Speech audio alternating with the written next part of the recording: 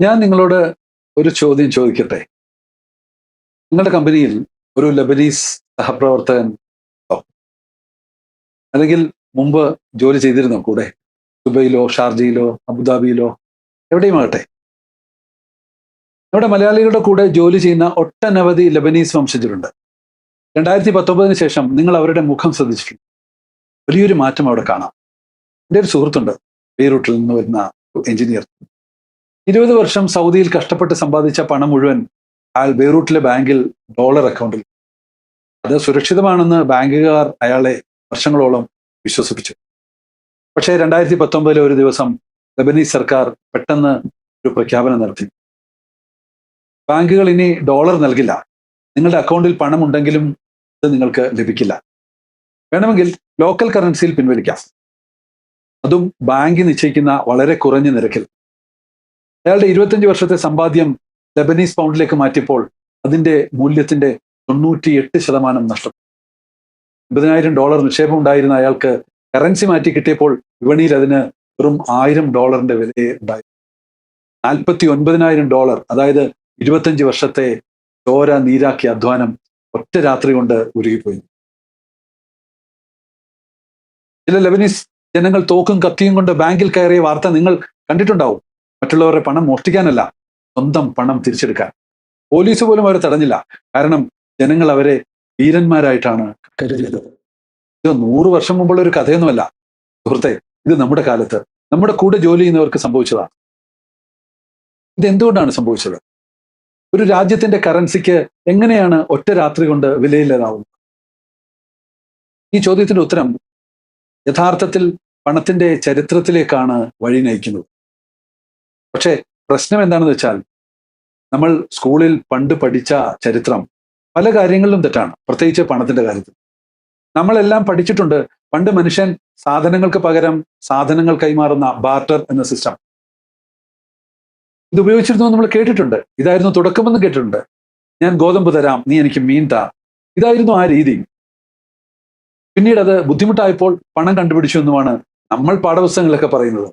എന്നാൽ ഈ കഥ പൂർണ്ണമായും തെറ്റാണ്. ഞാൻ അതിശയോക്തി പറയുകയല്ല. ലോകത്തിലെ ഏറ്റവും വലിയ ആന്ത്രോപോളജിസ്റ്റുകൾ, മനുഷ്യ സമൂഹങ്ങളെക്കുറിച്ച് പഠിക്കുന്നവർ എല്ലാവരും അത് സ്ഥിരീകരിച്ചിട്ടുണ്ട്. ലോകത്തിൽ ഒരിടത്തും പ്രാഥമിക സാമ്പത്തിക വ്യവസ്ഥയായി ബാർട്ടർ സിസ്റ്റം നിലനിന്നിരുന്നില്ല. പണം വരുന്നതിന് മുമ്പ് ബാർട്ടർ അതുണ്ടായിട്ടില്ല. അപ്പോൾ ഈ ബാർട്ടറിന്റെ കഥ എവിടെ നിന്ന് വന്നു? 1776 ആഡം സ്മിത്ത് എന്ന സ്കോട്ടിഷ് തത്വചിന്തകൻ വെൽത്ത് ഓഫ് നേഷൻ എന്ന പുസ്തകം എഴുതി. അദ്ദേഹമാണ് സാമ്പത്തിക ശാസ്ത്രത്തിന്റെ പിതാവായി അറിയപ്പെടുന്നത്. ആ പുസ്തകത്തിൽ അദ്ദേഹം ഒരു തിയറി അവതരിപ്പിച്ചു. പണ്ടത്തെ മനുഷ്യർ ബാർട്ടർ ചെയ്തു, പിന്നീട് പണം കണ്ടുപിടിച്ചു. പ്രശ്നം എന്താണെന്ന് വെച്ചാൽ, അദ്ദേഹത്തിന്റെ കയ്യിൽ ഇതിന് യാതൊരു തെളിവും ഉണ്ടായിരുന്നില്ല. ഒരു ചരിത്രരേഖയോ പുരാവസ്തു തെളിവോ ഒന്നുമുണ്ട് ഇതിന്റെ പേരിൽ ഉണ്ടായിരുന്നില്ല. ഇങ്ങനെ ആയിരിക്കാമെന്ന് അദ്ദേഹത്തിന്റെ വെറും ഒരു ഊഹം മാത്രമായിരുന്നു ഇത്. പക്ഷേ പിന്നീട് വന്ന 250 വർഷം ലോകം മുഴുവൻ ഈ ഊഹം പാഠപുസ്തകങ്ങൾ ചേർത്തു. നമ്മളെല്ലാം അത് ചോദ്യം ചെയ്യാതെ പഠിച്ചു. കേംബ്രിഡ്ജ് യൂണിവേഴ്സിറ്റിയിലെ പ്രശസ്തയായ ആന്ത്രോപോളജിസ്റ്റ് കരോളിൻ ഹംഫ്രി 1985 ഒരു പഠനം പുറത്തിറക്കി.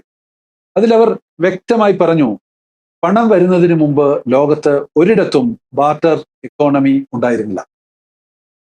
പണത്തിന് മുമ്പ് മനുഷ്യൻ എങ്ങനെയാണ് കച്ചവടം ചെയ്തതെന്ന് നമുക്ക് നോക്കാം.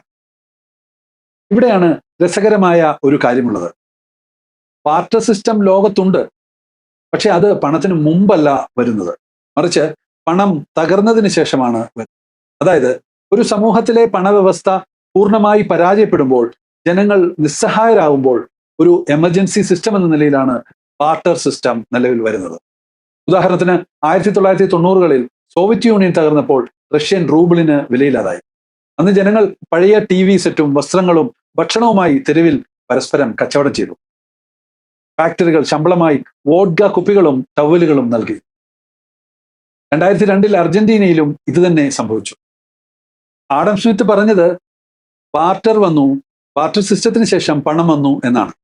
പക്ഷെ യാഥാർത്ഥ്യം, പണം നിലവിൽ വന്നതിന് ശേഷം ഇടയ്ക്ക് ആ പണത്തിന്റെ വ്യവസ്ഥ പരാജയപ്പെടുകയും അതിനുശേഷം തൽക്കാലത്തേക്ക് ബാർട്ടർ എന്നൊരു പ്രക്രിയ, ഒരു സിസ്റ്റം, വ്യവസ്ഥ നിലവിൽ വന്നു. അതായത് നമ്മൾ മനസ്സിലാക്കിയതിന്റെ കൃത്യം ഓപ്പോസിറ്റ്. ഈ ചരിത്രവും നിങ്ങൾ പ്രവാസികളും തമ്മിലുള്ള ബന്ധം എന്താണ്? ഇതിൽ പ്രധാന 2 സത്യങ്ങൾ ഒളിഞ്ഞിരിപ്പുണ്ട്. ഒന്നാമത്തത്, നമ്മൾ പഠിച്ച പല കാര്യങ്ങളും തെറ്റാണ്. ആഡം സ്മിത്തിന്റെ കഥ 250 വർഷം എല്ലാവരും വിശ്വസിച്ചു. അതുപോലെ പണത്തെക്കുറിച്ച് തെറ്റായ പല കാര്യങ്ങളും നമ്മൾ ഇപ്പോഴും വിശ്വസിക്കുന്നുണ്ട്. പ്രവാസികൾ FDയിൽ പണമിടുന്നുണ്ട്, സുരക്ഷിതമാണെന്ന് കരുതി.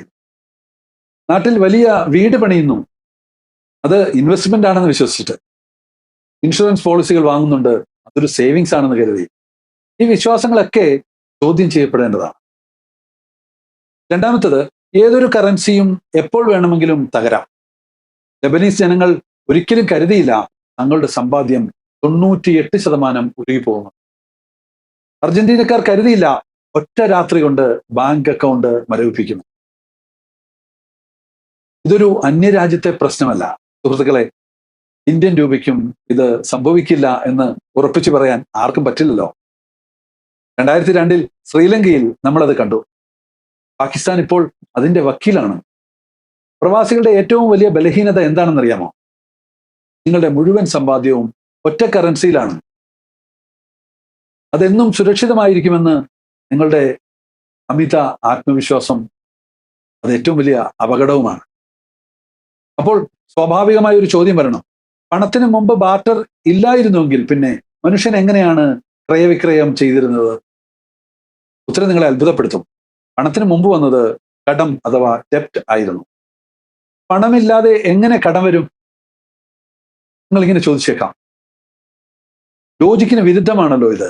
പണമില്ലാതെ ഒരു കടമോ? പക്ഷേ ചരിത്രം അതാണ്. 5000 വർഷം മുമ്പ് മെസൊപ്പൊട്ടോമിയയിൽ കണ്ടെത്തിയ ലോകത്തിലെ ആദ്യത്തെ എഴുത്തുകൾ രാജാക്കന്മാരുടെ കഥകളായിരുന്നില്ല, അവ കടത്തിന്റെ രേഖകളായിരുന്നു. പണം ജനിച്ചതിന്റെ യഥാർത്ഥ കഥയും അത് നിങ്ങളുടെ NRE ഡെപ്പോസിറ്റുമായി എങ്ങനെ ബന്ധപ്പെട്ടിരിക്കുന്നുവെന്നും അടുത്ത ഭാഗത്തിൽ നമുക്ക് ചർച്ച ചെയ്യാം. അടുത്ത വീഡിയോയിൽ കാണാം.